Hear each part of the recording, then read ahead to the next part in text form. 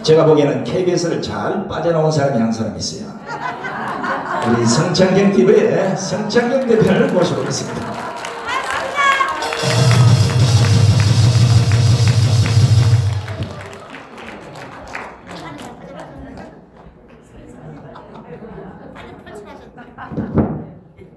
안녕하십니까.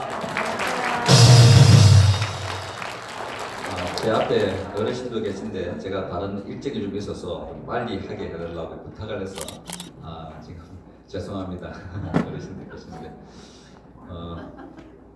지금 많은 분들이 분노도 하고 또 절망 가운데 있을 것 아니겠습니까?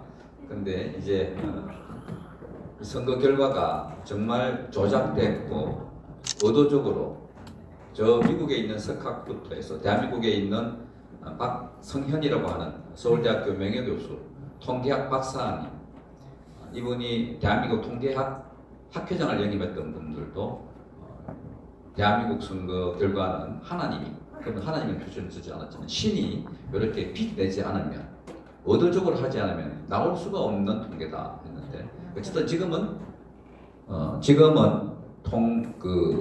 부정투표라는 것 이제 빼도 박도 못하는 사실로 굳어져 가고 있습니다. 그리고 이제 아까 말씀하신 이배인 교수, 미시간 대학교, 이분도 두 번, 세 번 해보니까 그게 프로드 일렉션, 대한민국의 코리아 팔리멘터리 일렉션 2020 2020년 한국의 선거를 분석을 해봤는 이분이 예일대학교, 하버드대학교 석학입니다. 이분이 조사를 해보니까 두 번에 걸쳐서 해보니까 리인포스드, 여기 리인포스드는 더 강화됐다. 조사를 해보면 해볼수록 부정투표가 더 강화된 거다. 그게 메일로 언론에 다 공개됐고 이미 대한민국의 유튜버들이 통해서 이것을 지금 검증하고 있습니다. 그러니까 대한민국에 유튜브가 없었다면 지금 이 나라가 어떻게 됐을까?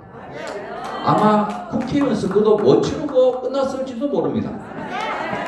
그런데 지금 이분들 우리가 교통비도 챙겨드린 것도 아니고 차비도 드린 것도 아닌데 매 순간마다 와서 중계를 하지만 또 중계하는 거 보면 노란 딱지를 붙여요. 저도 최근에 성창경 TV를 시작했는데 제가 밖에서 걸어가기 하지만 한 10개 중에 8개가 노란 딱지가 붙어요. 이렇게. 광고를 못하게. 어쨌든 탄압을 하지만 진실은 숨길 수가 없다. 네. 그리고 부정투표 관련해서 여러분들이 기사를 썼는데 제가 이 언론 관련돼서 부정투표 하나를 소개해 드릴게요. 그제 제가 여기 사랑제일교회의 정광훈 목사님 인터뷰하기 위해서 오는 길에 지하철에서 검색을 쭉 했는데 중앙일보에 부여에서 부정투표 투표 기계가 이상하다. 제목이 그랬습니다. 기계가 이상하다. 선관위는 별거 아니다 했는데 기사를 쭉 읽어보니까 A4 용지로 이걸 인쇄하니까 6장이 됩니다. 6장. 굉장히 많은 기사입니다. 핵심은 뭐냐면 정진석 후보가 미래통합당이고 박수현이가 더불어민주당인데 거기에 옥상군이라고 하는 관내 사전투표가 한 450여 표가 된다고 합니다.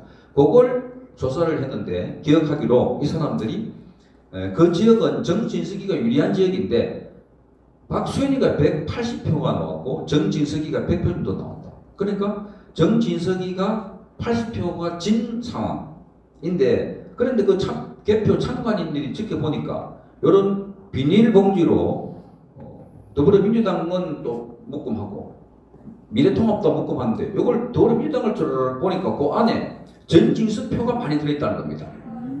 그래서 이거를 다시 분류해서 개표하자 했더니 결과가 달라진 거예요. 그 결과가 달라진 결과가 어떻게 나오냐? 정진석이가 80표 마이너스에서 플러스 11표가 되었습니다. 엄청나게 간 거죠. 그죠? 거기 기사입니다. 그래서 이 사람이 의심스러워서 또 다른 창문을 찾아가서 봤는데 그 사람은 자기는 다른 지역에서 2번께 1번으로 가는 거를 조사하는 묶음 받아 적게는 30장에서 60장씩 가져간다. 요게 제가 이따가 한번 보십시오. 성창경 TV에서도 직접 이 기자를 제가 통화를 했습니다.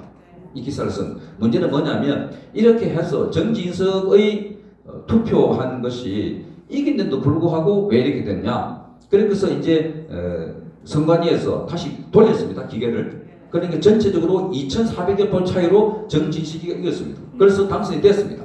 그랬는데 당선이 되고 난 뒤에도 이게 그 마을에서 쭉 도니까 선거가 끝나고 난 뒤에 몇 주 지난 뒤에 중앙일보 대전의 총책임을 맡고 있는 기자기에 들어와서 제보가 들어왔답니다. 직접 본인이 만났습니다. A 만나고 B 만나고 C 만나고 마지막에 부여 선관위에 들어가 봤더니 부여 선관위가 재개표했다. 재개표했다. 한 이유는 거기에 무효표 3표하고 무소속 3표와 기권 무효화된 표가 섞여 있어서 그거를 가른 얘기했다. 그런데 거기 있는 사람들 다시 조사를 인터뷰했습니다. 그 제보한 사람들. 자기들은 무효표, 무소속은 전혀 관계없다. 창만이라는 것은 자기 소속돼 있는 그 후보표가 도중 맞았나 안 맞았나 그걸 보는 겁니다. 그러니까 그건 엉터리다. 그런데 다시 그 컴퓨터를 맞췄던 사람들을 보니까 이 사람이 정언하기를 노트북으로 작업을 하고 있다가 연결돼가지고 이렇게 했는데 껐다가 켰다. 그런데 그 노트북 만졌던 사람을 직접 만났습니다. 공익요원입니다. 그랬더니 끈 건 아니고 데이터를 지웠다. 이렇게 얘기를 해서 종합적으로 보니까 이거는 전형적으로 얼마 전에 조슈아, 바실리아 TV, 공병호, 그죠? 그 다음에 가로세로 연구소 등등에서 우파 유튜브들이 주장한 내용과 거의 일치한다. 표가리 내지는 여기 표 몰아주는 거. 그래서 제가 온 과정에 제가 생방송으로 실시간으로 이걸 봤습니다. 중앙일보에 났습니다. 하고 보도를 했습니다. 자, 그러면 그 기사가 나온 시간이 그날 아침 05시 01분입니다. 그러면 종이신문은 보통 저녁 8시, 9시 되면은 마감을 합니다. 밤새 찍어가지고 돌려야 되니까. 그러니까 아침 5시에 이게 기사가 올라왔더라고요. 그러니까 종이신문은 그 다음날도 안 나왔어요. 그래서 그 다음날, 그러니까 제가 그 기사를 보던 그 다음날은 야, 이게 특종이니까 크게 나오겠다. 그것도 기사의 단독이라서 났습니다. 6장을 썼으니까 사진까지 포함해서 엄청 많습니다. 디테일하게. 그런데 신문에 전혀 기사가 없어요. 제가 수소문을 해서 이 김방현 기자님을 통화를 했습니다. 100% 맞다, 사실. 그런데 왜 기사가 안 나오냐?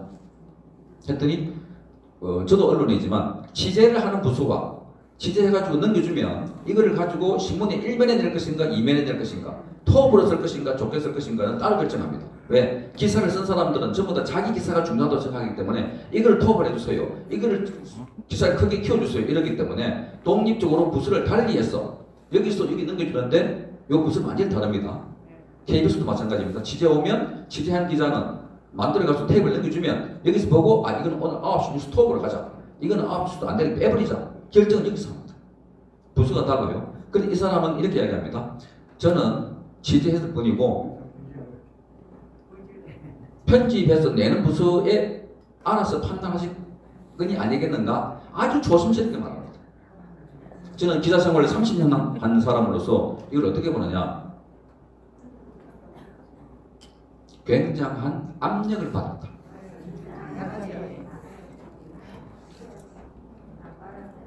기자가 기자를 써서 넘겼을 때는 그걸 못 넘기기 못합니다. 받았는데 인터넷에 올라오고 난 뒤에 이 기사를 나중에 검색하니까 검색이 잘 안 돼요. 안 나타나요. 그래서 제가 오면서 지하철에서 이걸 카피해가지고 제 노트북 컴퓨터에 핸드폰에 스마트폰에 그걸 저장을 해놨습니다. 글자를 카피해가. 그래서 저는 그 원문을 갖고 있습니다. 제 유튜브에 들어있습니다. 그 제가 이 말씀 드리는 이유는 이 기자는 제대로 취재를 했는데 중간에 보니까 말을 많이 부드럽게 놨어요. 갭, 금표기 이상 있다가 아니라 제가 보니까 조작이다. 그 내용들을 보면 A표가 B로 가면 그래서 마이너스 80표 적고 있었던 것이 그죠? 플러스 11로 됐으면 완전히 조작된 거 아닙니까? 그런데 이 사람들 이야기는 뭐냐면 그 기계가 돌 때마다 결과가 달리 나오더라 하는 인터뷰를 집어넣어놨어요. 그러니까 이 기계가 할 때마다 누가 서버를 연결해가지고 누릴 때마다 이 예상치 못하게 이런 클레임이 이런 문제 제기를 할 줄 몰랐던 모양이죠. 어쨌든 그렇게 돼서 이 기자는 오래된 기자입니다. 신참이 아닙니다. 거기 대구 대전 지역을 책임지고 있는 본사에서 내려간 아주 유능한. 그런데 그걸 제가 이제 받아들이기에는 이런 기사는 이제 썼을 때 많이 마사지를 해가지고 많은 부분 중에 빼내고 이렇게 부드럽게 해가지고도 올리는데 요거를 차마 신문으로 냈다가는 큰일 나겠다 하는 이미 인터넷 올린 걸 보고 누군가가 연락을 했을 것이다. 중앙일보. 단축을 빨리 말하기 시간 없으니까 JTBC 문 닫을래. 중앙일보. 세워줘서 들어갈까?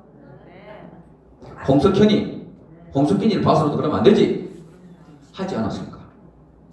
대통령 과거에 저도 기자 생활할 때 특종을 해오거나 정권에 무거운 거 들어오면은 갑자기 선배가 부릅니다.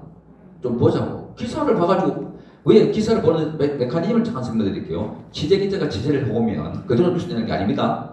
그 위에 차장, 부장, 국장이 있습니다. 취재기자는 현장에 보고 온 거를 의욕이 넘쳐가지고 이거 많이 씁니다. 그러면 그 쓴 것 중에 요렇게 잘라냅니다. 10장 써오면 한 2장, 3장으로 줄여줍니다.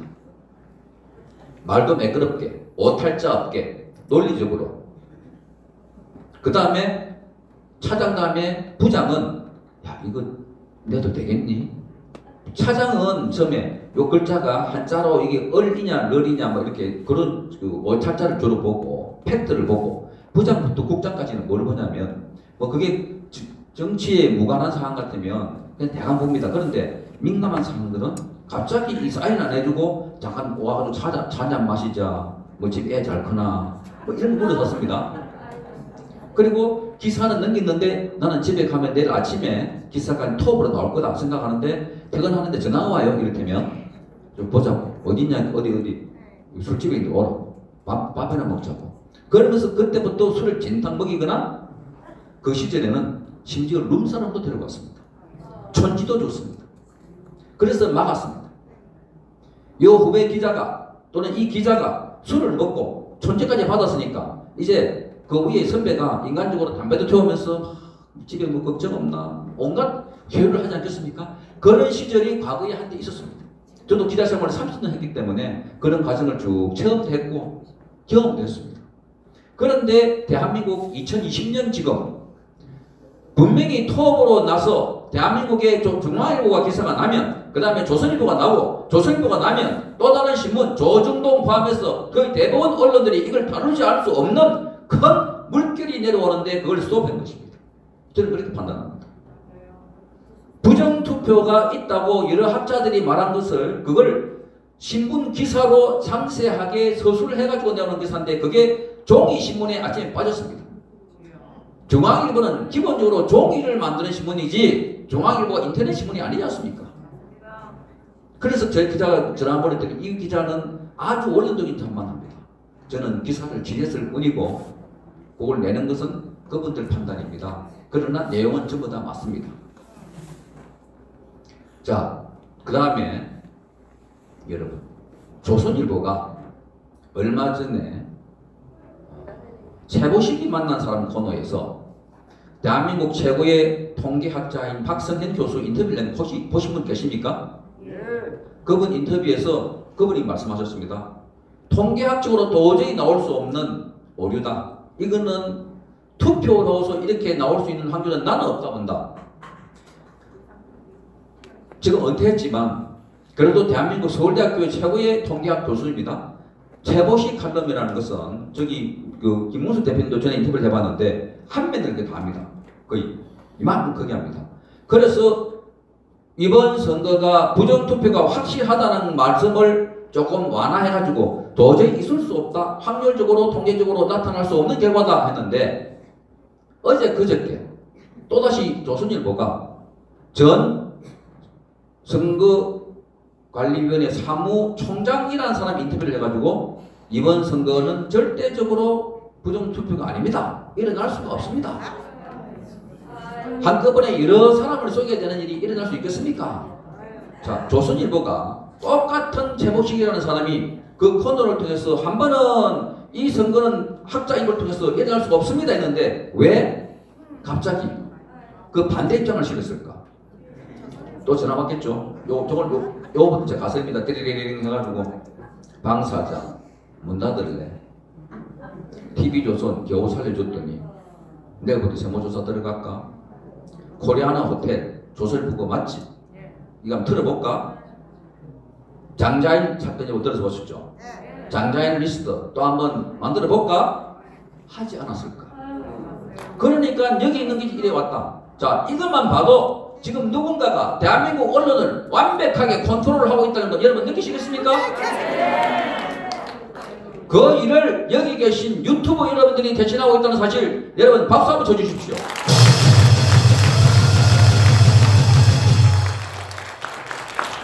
만약에 유튜브가 없었다면 조국 사태도 덮어졌을 것입니다. 유튜브가 없었더라면 오늘 이런 집회도 우리 못하고 있는 거 아닙니까? 그런데 언론이 원래 하는 일은 그런 권력을 감시하고 견제하라고 주어놨는데 이것들이 권력을 감시하는 게 아니고 거꾸로 국민을 감시하는 말도 안 되는 일들을 지금 대한민국의 언론이 하고 있습니다. 문재인이가 왜 힘이 있냐? 군대, 경찰치가 아닙니다. 언론입니다.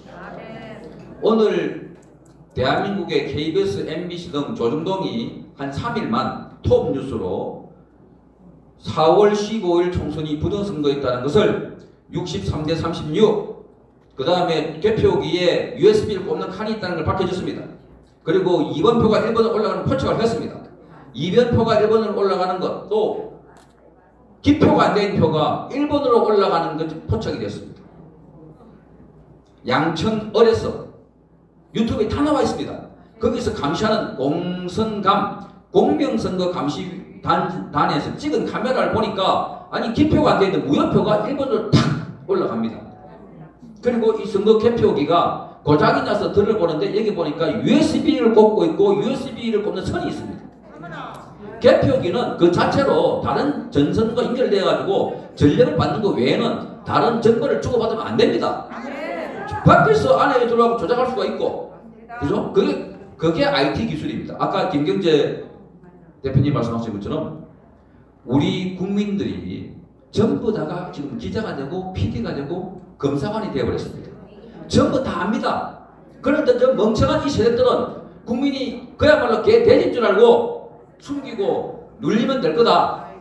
투표 결과가 어디 옛날에 60년대에 막걸리 투표도 아니고 투표함 자체가 바뀌겠느냐? 아닙니다. 지금 드러나고 있는 곳곳의 증거를 보면 이미 부정투표라는 사실은 차고 넘칩니다. 그래서 이제 더 이상 부정투표 시비는 하지 않겠습니다. 이미 문제는 이제 이 정권이 얼마나 교묘하게 이걸 숨기고 그 다음에 덮어 씌울까. 투표 용지를 발견했다고 하는 민경욱 의원도 벌써 투표 탈취 사건이라고 그동안 일체 보도하고 있지 않는 방송들이 민경욱을 향해서 그 투표 용지를 탈취했거나 탈취한 사람으로부터 받았다면 1년 이하의 징역, 뭐 몇천만 원 이하의 벌금 이런 식으로 겁박을 하고 있습니다.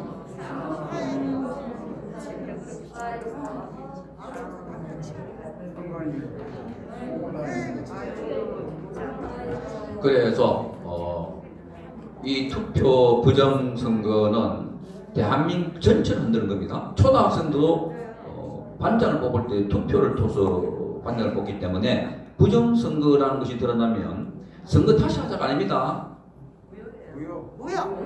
무효뿐만이 아니라 문제는 즉각 체포해서 구속해야 됩니다.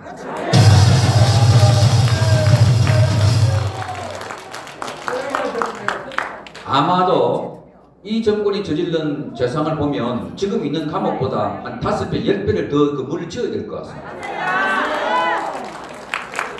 어느 한 군데 이 좌파 독재 세력에게 부역하지 않는 세력들이 없습니다. 언론, 사법, 군. 여러분 가운데 군대 얘기를 할게요. 군 이야기 나왔으니까. 아니 여기 우리 조 장모님 계시지만 김정은이가 20일 동안 안 나타나다가 그래서 우리 그 투표 이슈가 싹 한 번 덮인 적이 있습니다. 김정은 때문에. 그런데 갑자기 들럭 나타나는데 그게 사실은 김정은이도 의심이 가요. 영국의 더 선이라는 잡지에서는 아니다, 가짜다, 더블 김정은, 더블 페이크. 그런데 김정은이 나타난 그 다음날 우리 GP를 향해서 총을 쐈습니다. 그런데 여기서 대응하기를 20분쯤 뒤에 우리가 응사했다고 합니다. 경고, 방송 경고 사격. 그 왜 넣었냐? 그러면서 여기 우리 군에서 뭐라고 합참이 발표했냐면 이거는 우발적인 사고다. 의도적인 사고가 아니다. 그러면서 네 가지 이유를 들었습니다. 첫째, 날씨가 흐려서 도발하기가 어렵다. 둘째, 농민들이 한가롭게 지내고 있어서 뭐 전쟁을 한다거나 도발할 상황이 아니다. 셋째, 북한 병사들이 교대 근무할 시간이어서 사격하거나 도발할 상황이 아니다. 네 번째, 우리가 있는 GP가 굉장히 유리한 고지에 있어서 굳이 저기서 우리에게 도발할 이유가 없다. 따라서 이거는 북한에 의한 실수다. 우리 군이 이렇게 밝혔습니다. 그리고 그것도 못 믿겠다 하니까 뭐라 하지 않습니까? 그 다음날 북한군끼리 통신을 하는데 감청 어떤 거 있죠? 감청을 해보니까 동무 총기 관리 잘하오로, 그러니까 ASP에서 자기들끼리 동무 총기 관리 잘하라고, 이런 류의 통화 내용이 감청이 돼서 봐라 실수다 이렇게 주장하고 있는데, 또 하나 더 놀라운 사실, 그런데 20분 만에 사기한 게 아니었어요. 어제 기사 보니까 32분 만에 사기한 겁니다. 왔을 때 즉각 대응을 해야 되는 게 교전 수칙 아니겠습니까? 특히 최전방이면, 그죠? 소대당 지휘하에. 그런데 그거를 중대장, 대대장, 사단장 이렇게 보고해가지고 그러면 경고 방송도 하고 경고 사격하라 그랬는데, 정작 사격을 했을 때 총알이 안 나온 겁니다. 왜? 고장이 나 있었습니다. K6라고 저기가 쏜 게 고소총, 고사포 같은 겁니다. 헬기 쏘고 하는데 큰 거예요. 거기에 맞춰 우리가 보탄을 눌려가지고 컴퓨터를 작동하는데 눌려도 아무리 눌러도 안 나가는 거예요. 그래서 그보다 단계가 낮은 K3 맞나요? 장군님 이따 말씀해 주십시오. 틀렸습니다. K3인가 5 가지고 다시 사격인데 그때 나갔다는 겁니다. 조사를 해보니까 이 우리가 K6에 여기 당화실 당기면 통 쳐서 화약을 때리고 화약이 터지면서 총탄이 날아갑니다. 요거 땅 치는 요 공이 요게 구슬이 깨져 있다는 겁니다. 우리가 방위비를 얼마나 많이 걷어갖고 저 위에 보내는데 그것도 최전방 GP인데, 아니 군의 핵심 무기가 요게 공기가 깨진지도 모르고 북한이 사격을 안 해왔으면 가만히 있다가 전쟁이 나도 총알이 안 나가는데요. 이게 대한민국 군대 맞습니까 여러분?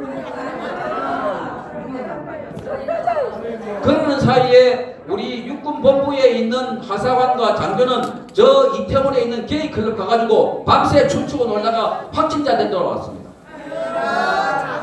여러분 이게 군대가 맞습니까?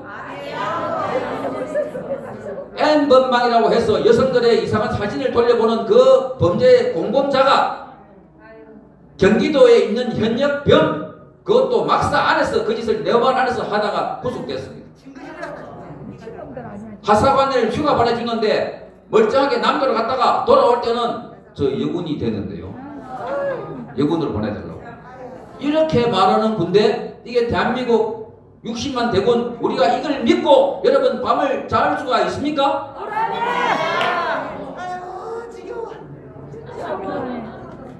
제 소리가 지겹습니까?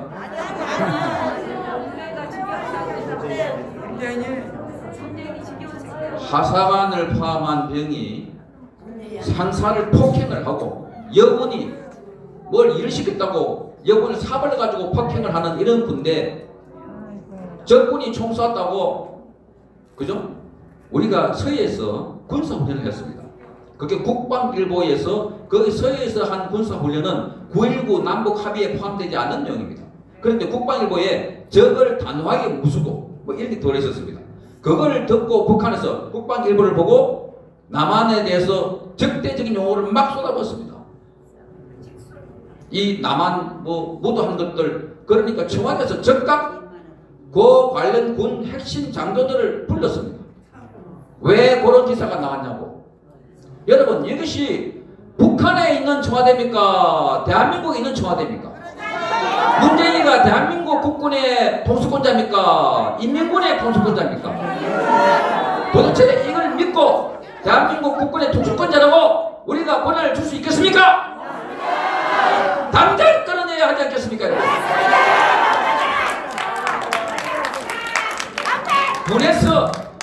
보내서 잠이 오지 않았습니다.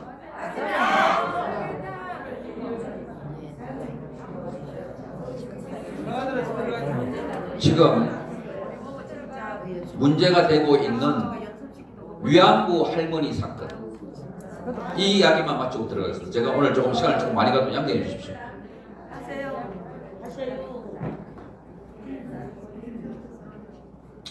우리 시대에 가장 아픈 것 중에 하나가 위안부 할머니입니다. 과거 청나라 때 병자 호란년에 와가지고 저 떼놈들이 들어와서 우리 여성들을 막 데려갔을 때 공녀 뭐 그리고 많이 갔습니다. 그리고 나중에 풀어줄 때 환향녀라고 고향이 돌아온다고 화양년이라고 했습니다. 집에 못 들어왔습니다. 몸이 더러워졌다고.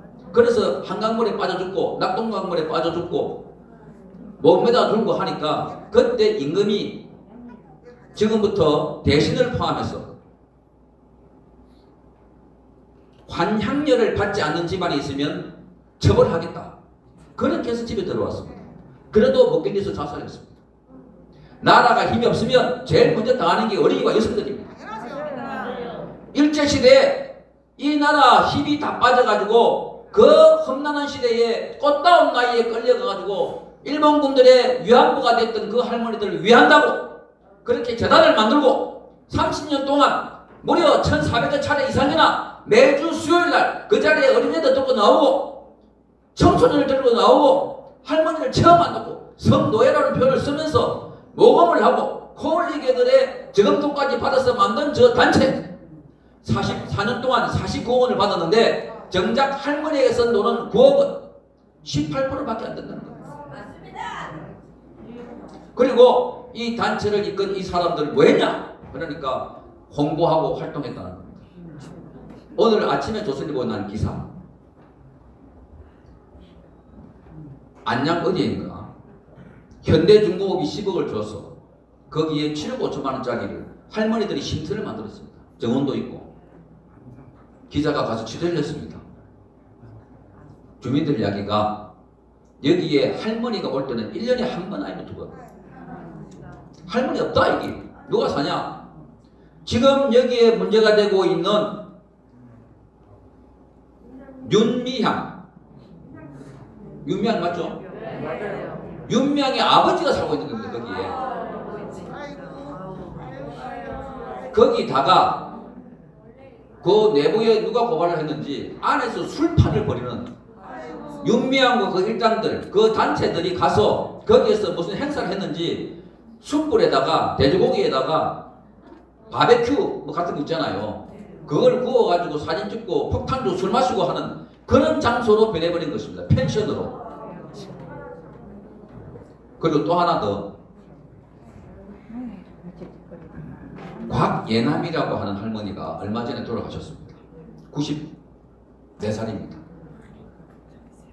이분도 위안부 할머니가 거의 대본 다 그랬듯이 자식이 없습니다. 결혼을 못하니까요. 그래서 처절한 정말 가슴에 한을 품고 본인이 위안부라는 걸 숨길 수도 없고 숨겨도 씻어지지 않는 고통과 아픔 그 세월을 몰래 살아왔는데 도와주겠다고 오니까 그게 기댄 거 아닙니까? 그런데 쉼터는 그런 식으로 자기들 술판을 만들고 놀이터를 만들어버렸고 정작 곽예남 할머니가 돌아갔을 때 장례식 이 윤미향이 오라고 전화했는데 안 온 거예요. 그런데 장관이 누구냐? 여성 장관이 진선미가 온다니까 같이 따라왔다는 겁니다. 그러면서 윤미향이가 장례비 쓰라고 부주 5만원 그 기구 단체 이름으로 20만원 합의 25만원 진선미는 부주도 안 냈다는 겁니다. 그래서 이 할머니의 수양딸 돌보고 있던 여성분이 진선미에게 제대로 장사를 지낼 수 있도록 국가에서 좀 도와달라. 그러니 진선미가 하는 말 그런 관련 규정이나 법이 없습니다. 못 도와준다는 겁니다. 그래서 이분이 개인료 1,400여만원 그리고 부주도로로 400여만원 해서 1,800만원 정도 가지고 장사를 지냈다고 합니다. 그런데 이 정해인의 장부를 보면 할머니들에게 부주에 쓰라고 아니 장례에 쓰라고 750만 원이 지급됐다고 국세청 홈페이지에 게시가 되어 있다고 합니다. 그러니까 지금 돈을 어디서부터 누가 걷어가지고 어디에 썼는지 더욱더 분노스러운 것은 문재인이가 이 위안부 할머니들을 뻑하면 청와대 불러가지고 위로하고 껴안고 위해준다고. 정작 돌아가실 때 위안부 할머니에 대해서는 제대로 장례비도 없어가지고 좀 도와달라고 하니까 진선미 여성부 장관이라는 자는 그런 관련 비중을 찾아볼 게 없는 것 같은데 그걸 못 받았다는 겁니다. 그런데 이 진선미가 국회의원 시절에 있을 때 여성부 장관을 불러가지고 이 위안부 대책이 있냐고 막 따졌습니다. 그리고 이 여성부 장관이 되고 난 이후에 진선미가 그 집회에 가지고 눈물 흘리는 것들이 보였어요. 제가 그걸 유튜브에 공개했습니다. 눈물 흘리는데 저게 과연 눈물이 맞나? 네가 사람이가? 분노가 튀어오릅니다. 문재인과 김정숙이가 위안부 할머니를 껴안고 있는 장면이 보였습니다. 그 할머니를 청와대 모집해가지고 껴안고 있는 걸 봤습니다. 도대체 이게 사람이냐? 사람이 문제라고, 공정과 정의가 문제라고 그렇게 외쳤던 이자들 할머니들만 도로시 이용해 먹고 이제 돌아가시니까 용납했겠다고 쳐버리는 거 아닙니까? 또 사진을 찾아보니까 문재인이가 대통령 되기 전에 후보 시절에 할머니들 무덤에 가지고 꿇어앉아가지고 비스를 만지고 있어요. 그것뿐만 아니라 정세균, 이낙연 이런 자들도 할머니 찾아가지고 큰절을 하고 이런 쇼를 한 것이 이 위안부 할머니들의 가슴에. 그래서 그 할머니가 정의연 해체하라, 윤명은 국회의원 되면 안 된다, 나를 욕먹었다. 그러니까 뭐라고 합니까? 이 정당에서는 그래도 이 윤명을 쓰라 않으면서 이렇게 말합니다. 누군가가 뒤에서 배후에 조정했다. 그 조정한 사람이 이번에 더불어민주당 위성정당에 윤명과 같이 똑같이 신청했는데 떨어졌다. 그 사람인 거다.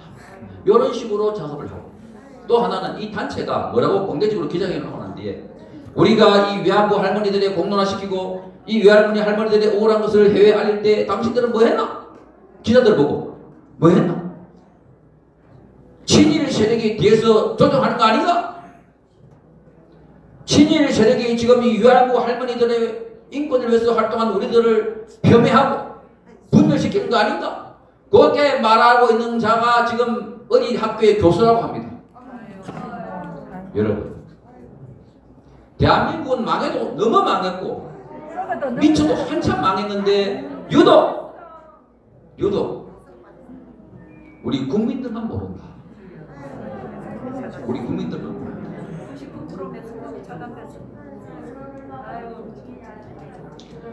김봉남 할머니라는 분이 계십니다. 이분이 뭐 잘 알아지는 분이어서 돌아가시기 전에 5천만 원들을 모아가지고 이 정의연대 두가지고 저 제1교포 학생들에게 좀 도와주는 장학금으로 돌아가시고 나니까 물론 좀 도와줬습니다. 돌아오고 나시니까 이 할머니에 대한 부주가 그때 막 쇼를 합니다. 문재인은 이 할머니가 병원에 계실 때 가가지고 병원에서 눈 맞춰가지고 이렇게 그렇게 할 때 그 할머니가 내놓은 장학금이 어디서 있냐 나중에 보니까 사드 반대 단체, 북한에 트랙터 보내는 전농 단체, 이런 단체에게 지원금으로 들어갔더라. 장학금 일부도 주기도 하고. 그러니까 지금 이걸 보면 지금 우리가 너무나 이상한 나라에 이상한 세상에 이상한 체제를 만나서 대한민국이 엎어지고 넘어지고 뒤집어지고 있는데도 우리 국민들만 모르는 여러 KBS와 MBC, SBS, YTN, JTBC, 조선중앙, 동암 할 것 없이 언론들이 입을 다물고 지금도 문재인이가 잘하고 있다고 하기 때문에 국민들만 모르고 있고 그래서 이런 유튜브가 찍어내는데 김무성이가 이 유튜브 머스한 놈들 가만히 두지 않겠다. 그리고 김세인이가 어제 인터뷰를 하면서 거부 유튜브를 잘라내지 않으면 우파는 죽는다. 여러분, 이게 오늘날 앞뒤가 바뀌고 위가 밑이 바뀐 대한민국의 모습입니다. 절대로 속지 마시고 반드시 힘을 모아서 함께 싸워 갑시다.